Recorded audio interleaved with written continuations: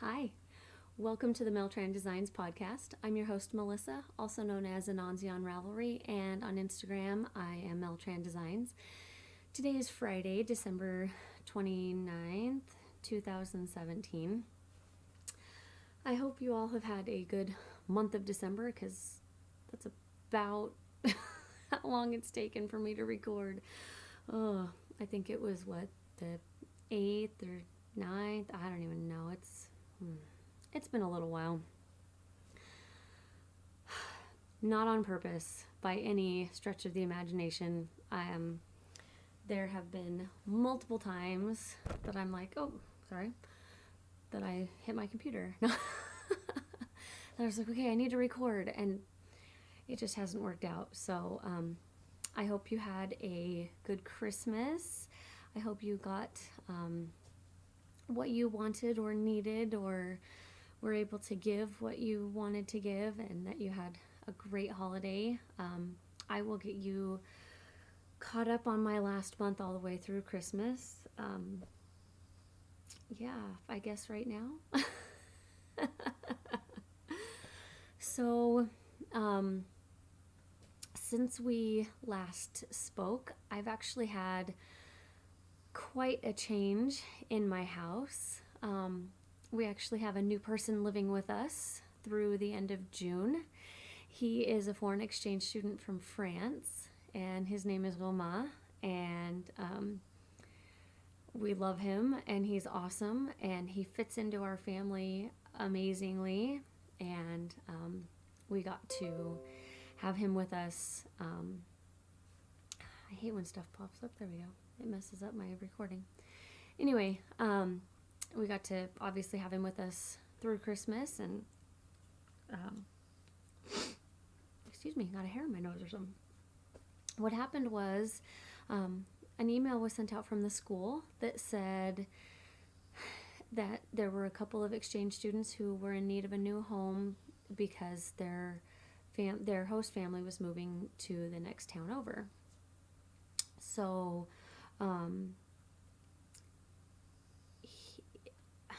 I didn't do anything. Sorry, I kind of lost my train of thought there for a second. I didn't do anything about it. I thought, oh man, that would be really cool. I would love to help them.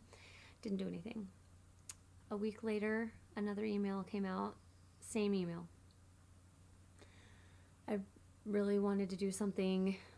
Wanted to, didn't do anything. It came out again a third time. I was like, all right, I'm going to send an email, see if we even qualify to house someone.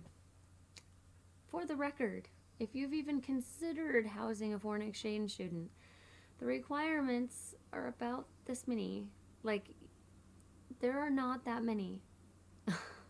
So if you want more information on it, let me know. Send me an email or a message on Ravelry or something. Let me know. I mean, seriously, the requirements are so basic. So I just, my heart just knew that we were supposed to do this to help one of these boys out. And so I asked Jake about it, and I told him up front, I said, you can say no. I'm not so committed to this that it's going to crush me. I just really feel like we should do this. I said, but if you don't, then that's fine.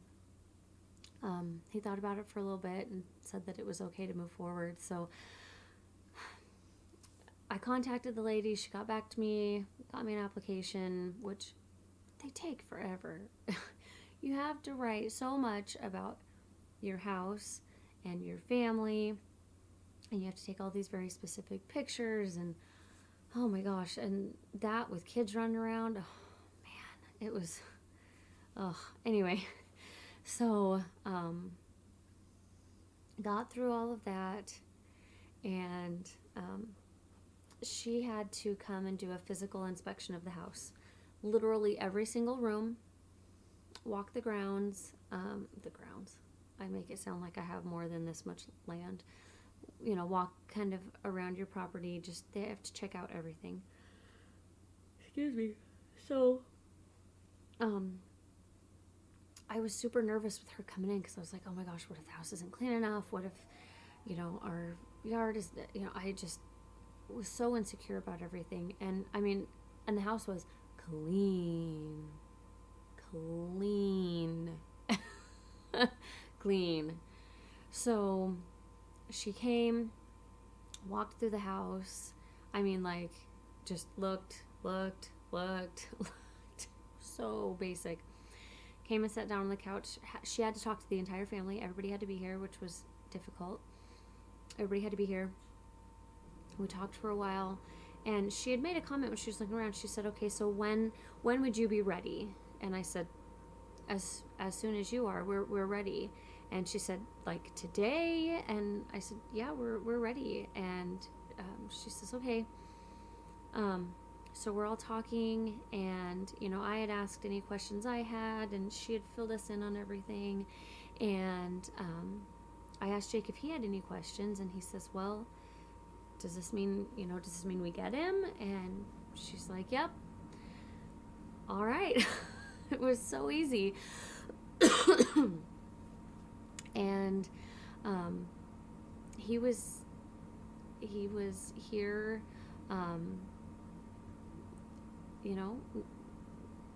shortly, I don't want to say shortly, but not too long after he came and moved in, and we have had so much fun ever since then, getting to know him, and him fitting seamlessly into our family. And the funny thing is, you all know I have 4 kids. My oldest is 14, my youngest is 3. Only one boy in the mix. Well, now they all have a big brother. Well, this big brother, he only has one big brother and pretty much no cousins back home, especially younger ones. Like he has some, but not younger. So he stepped into being an older brother, and you would have thought that that's all he's ever done. He wrestles with them. Quinn is always climbing all over him, and he's just ours, and that's just how it is. And we've learned more about France, and we got to meet his family this last weekend on a FaceTime call, and his mom was just so sweet. The whole time she's talking and smiling, and she's just doing this the whole time she's talking, and she's so happy, and she's just crying the whole time. It was so sweet. They've invited us to come visit them and stay with them in France, which, a free place to stay in a foreign country. Yes, please. And with locals in a small village. Yes, please. Like, that would be so much fun. So, yeah. We are not saving up yet. I wish we could, but we have responsible things like debt to take care of, but it is on our list. So, anyway, trying to think pertaining to this, anything else.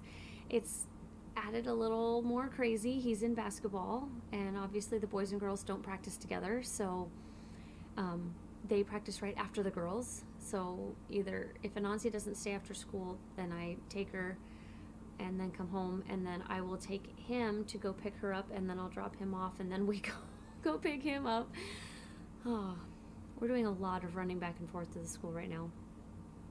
So yeah, anyway, we're just having so much fun though. He made crepe for us, which as Americans we say crepes. The day after Christmas, we were still at my dad's house, and he cooked those for us, and I sent his mom pictures. And Christmas was great. We were able to get a few things for him. My dad and sister got something for him, and Jake's parents got a couple things for him. So he was able to have a good Christmas, and the kids got him some stuff. So yeah, we were able to really just make him part of our group, and he got stuff for all of us. And yeah, it was honestly, and I don't think this is just because he was here, but this was the best Christmas I've had at least since my mom died, if not even before that. It is the best Christmas in my memory. And I think part of it was because he was here, but it was just a good year this year. Everyone has been commenting on that in our family, and it was just a good Christmas this year. I'll talk more about that. I got some really fun stuff. Tell you about that. I'm trying to think what else has gone on though since last time I recorded. That's part of the reason I haven't recorded, was because of other stuff going on. Obviously they were still in school, but like mentally I've had to make room for another kid, you know, and so and it being Christmas time right when he moved in, there was just so much going on in my brain. So here I am. I can show you my awesome pajama pants that I made. Woo! I made everybody pajama pants, and I got done. It may have been Christmas Eve when I was putting the last stitches on my pants, but I did it, including Mama made an extra pair. Hooray! I would have had them done earlier, but there was an issue with his fabric, and I had to run back to the store anyway. That doesn't matter. Everybody got new pajama pants, and they all fit. What else has gone on? The kids are out on break, obviously. This week, next week, and the week after. My kids get 3 weeks for their Christmas break. I'm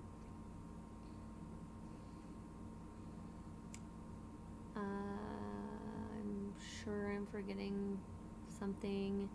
If I think of it later.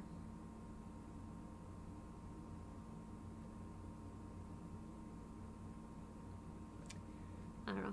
Still been working Thursdays and Fridays. Most of it's same-o type stuff. All right. I think that's all now that I'm 12 minutes into it. That was a lot. As far as Christmas goes, we went to my dad's and spent the night, Sunday night and Monday night. Got to stay an extra night this year. I mean, he lives 12 minutes down the road.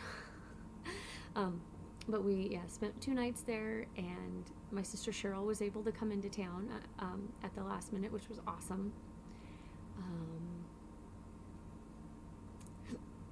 I don't know, big breakfast Christmas morning. We always do that.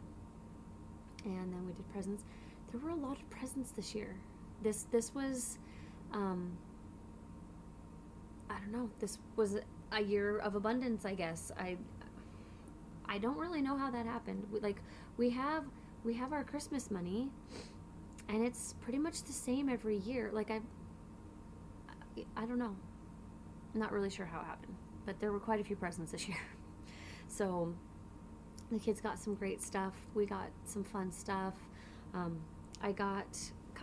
Mama got me I guess technically it's a cardigan. It's cotton kind of t-shirt material, long sleeved, and it's orange, and it's a little bit longer in the front. It just kind of drapes down. I love it very much. I find things to wear it with, or I just wear it. I didn't bring it up here with me. It's hanging up. And Jake got me 2 books. They're sewing books. One of them is Love at First Stitch, which a lot of the sewing YouTube shows that people that I watch, they've talked about this book and just gone on and on and on. Like, if you're going to get one book, this is what you get. So I'm really excited to just dive into that. And the other one I got was the Tunic Bible. And it's awesome because there's the one pattern, and then you just modify and make the different neckline, the different kind of placket in the front, different sleeves, different lengths. I mean, I can't wait. I've read the first page. That's a lie. I've read part of the first page. Usually when I get books like that at Christmas, I will sit down on Christmas Day and look through them, but I was busy doing other stuff. So, yeah, I've looked at 2 pages on it, and I've been knitting. I had a lazy day yesterday because we cleaned after we got home Wednesday. When we cleaned Wednesday after being gone. So, anyways, I got those. I got my grandma gets me she gets me a subscription to Tea Time magazine. She is very into tea, and I'm not as into it as she is by any means, but I do enjoy the magazine. So that's been my present the last couple years. My dad always gives us money, which I'm very grateful for. My sister Michelle gave Jake and me this. It was a gift bag full of candy and popcorn and drinks and a red box code, so we could have kind of a movie night, date night. We both have gotten into the candy so far. She's like, when the house is empty, and I said, our house is never empty, ever. Never empty. So maybe she was hinting that she will take the kids for an evening so we could attempt to watch a movie together.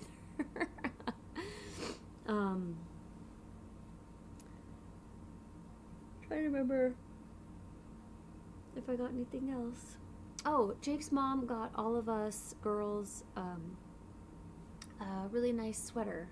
I don't remember what brand it is, but St. John's Bay, maybe. It's just it's one of the store-bought like cotton sweaters, but it has finer yarn, but it has some cabling on it, but not too much going on. Anyway, it's a really pretty turquoise color. Yeah, got that. And this scrubby thing that looks kind of like a sea anemone. I don't even know. It's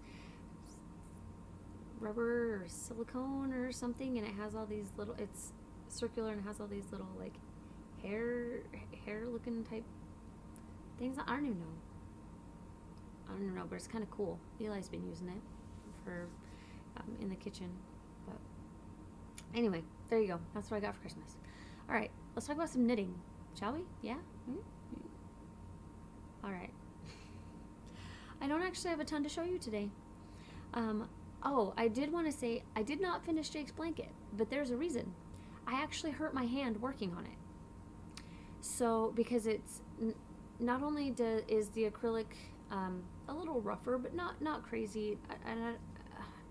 It's not rough like scratchy. It's rougher to work with.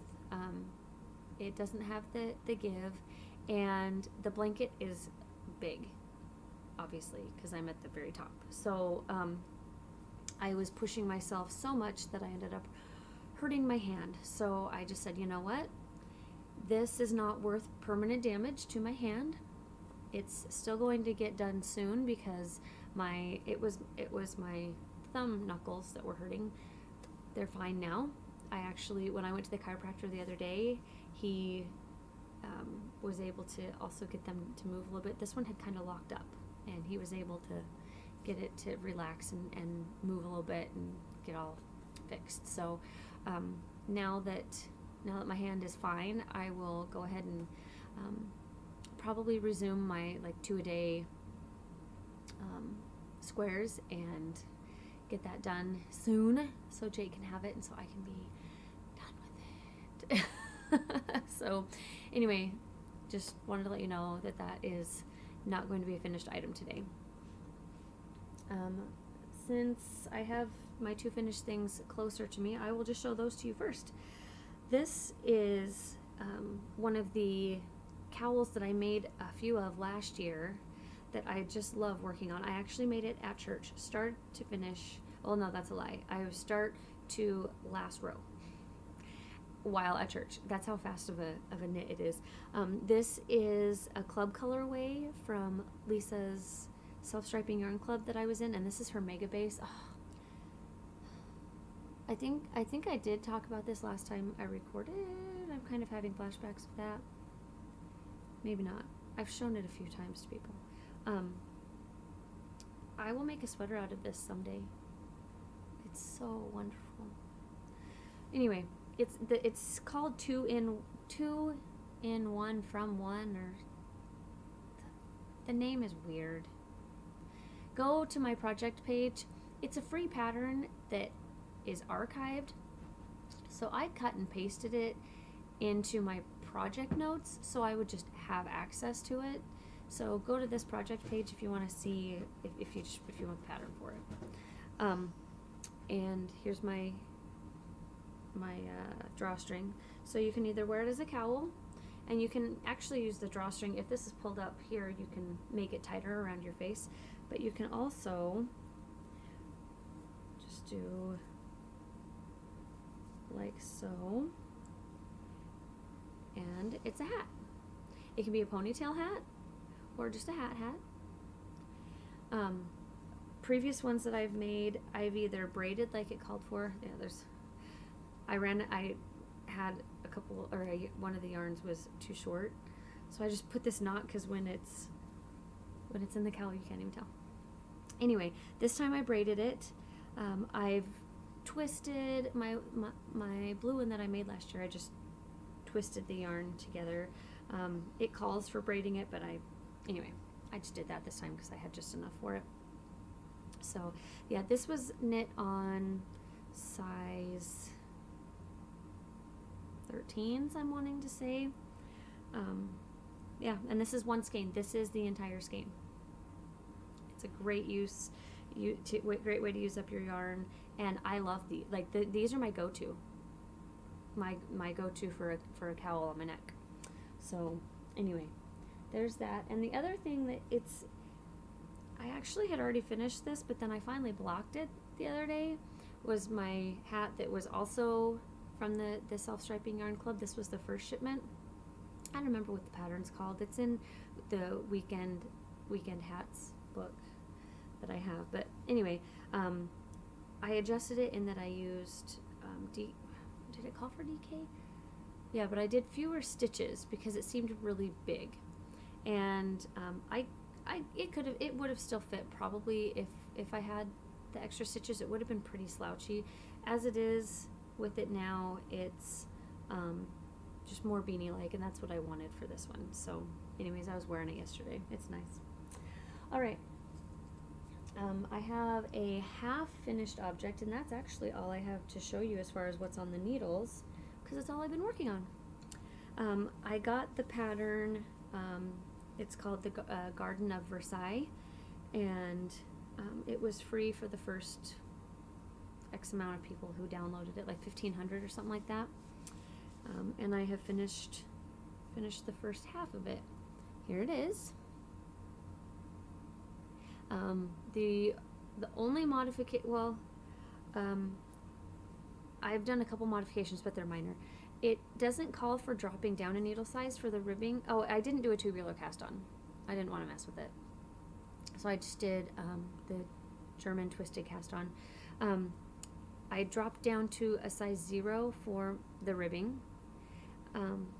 Like I said, it didn't call for dropping down, and that just doesn't make sense to me. And I'm using a size 1 instead of a 1.5. I did not do a gauge swatch. I just was like, at that gauge, I'm just going to do it. Also, this texture pattern, it's supposed to go on the front of the hand as well, but I didn't want all of that right here. So I just kept it going up the back of the hand, and then just did this in stockinette. So anyway, I love, sorry, I lost my train of thought. I love that you can see how the yarn does its gradation, because these are such small circumferences. This is yarn that I dyed. Had I started this in the last podcast? Maybe. What I did when I dyed it, I'll just tell you, and even if I told you last time, I'll just tell you. I had a 2-yard hank, and so I just took, a chunk of it and put it in the dye, and then a couple minutes later added that same amount, and so it gradiated, within the hank there, and so that's why it shows up like this. Because see, when it's here, it looks variegated, which it is technically, but you can, or it's tonal. Anyway, so there you go. I very much enjoy it. Can't wait to have the second one done. I'll show you how far I am on that one. And what's really cool is, do you see how you do stockinette all the way up? I was like, oh, that's going to roll so bad. It doesn't. It's just right here, because you do a sewn bind off for it, and so it just stays. I am so in love. And look, my fingernails even match. So anyway, little modifications, but nothing big. So nothing major is what I meant, because obviously I said they were little. Talking, I have done it before. The second one, I actually have just gotten to the point where I put the stitch markers in for the thumb gusset, and I just started this yesterday. So yeah, done all the way up, and so now I will do this half just in stockinette, and this will be the back of the hand in the texture pattern. So I doubt these will get done today, because that's still quite a bit of knitting, and also I need to probably be responsible and clean some stuff. Do the grown-up thing. Here's how much yarn I still have left. A ton. Like, I'm trying to see, like it barely made a dent. Like yeah, I'm gonna have enough left over to do something fun with, I think. So anyways, and these I'm doing on my Knit Picks needles that I grabbed in that last order that I did. I like them fine. The join on one of them is a little catchy, but not too bad. It's just here and there it'll kind of catch, but whatever. Most needles do a little bit. So that's all the knitting I have. I know it's been a long time, but I finished, I threw together that other and yeah. So yep, those will be done, and then I plan on making the slippers for the retreat, and I don't know what else next. It's ski season now. My oldest girls have passes, and they will be starting ski team here very soon. It's actually, we had a white Christmas. There's still a couple inches out there. Yeah, maybe I'll take them up to go skiing and just sit in the lodge and get some real knitting time in. I'm trying to think if there was anything else I wanted to talk about. The retreat. I was going to say that the price this year was $200 to start out with. It went up to $225 in November. It will be going up to $250. I'm wanting to say, I don't actually know, middle of January, maybe end of January. I don't remember exactly. The dates are posted. On January 1st, like if you've been on the edge, teetering on if you wanted to come, from midnight my time, which is mountain time, which is 2 hours behind Eastern time, from midnight to 11:59 p.m. on January 1st, so the entire day of January 1st, it would be $200 again. Flat $200. So if you've been thinking about coming, that's the day to jump in on it. January 1st, $200 flat. You get 4 days, 3 nights, accommodations, most food. Go look at the information thread. If you have questions, let me know. There's a Fiber Fanatics Unite group on Ravelry and Facebook. So anyway, I think I think that's all I have for you today. I plan on getting back onto a regular recording schedule. I do want to talk about kind of my plans for 2018, and I'll do that next week when I record again, because it'll be the first Friday of 2018. So we can talk about it then, and maybe get a conversation going if you guys have any thoughts or anything. So until next time, keep knitting. Bye.